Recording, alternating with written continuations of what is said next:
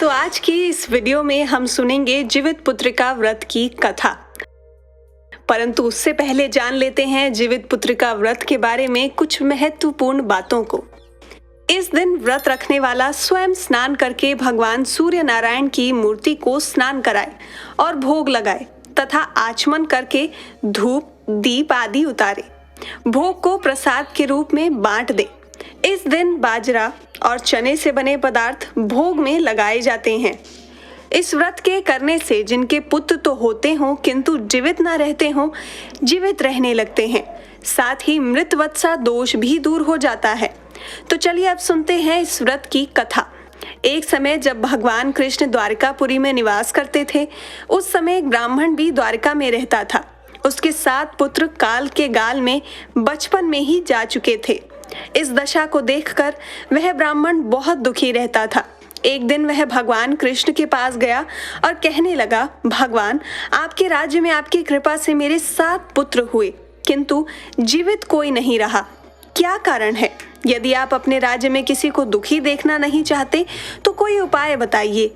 भगवान बोले, हे ब्राह्मण, सुनो, इस बार तुम्हारे जो पुत्र होगा उसकी उम्र 3 वर्ष की है। उसकी उम्र बढ़ाने के लिए तुम भगवान सूर्य नारायण की पूजा हेतु होने वाले पुत्र जीवी व्रत को धारण करो। तुम्हारे पुत्र की आयु जरूर बढ़ेगी। ब्राह्मण ने वैसा ही किया। जब वह सपरिवार हाथ जोड़कर और खड़े होकर इस प्रकार विनती कर ही रहा था, सूर्यदेव विनती सुनो, पाऊं दुख अपार, उम्र बढ़ाओ पुत्र की कहती बारंबार। इतना सुनते ही सूर्य का रथ वहीं रुक गया। ब्राह्मण की विनती से प्रसन्न होकर सूर्य ने अपने गले से एक माला ब्राह्मण पुत्र के गले में डाल दी और आगे चले गए। थोड़ी ही देर में यमराज उस ब्राह्मण पुत्र के प्राण लेने आए। यमराज को देखकर ब्राह्मण और ब्राह्मणी कृष्ण को झूठा कहने लगे।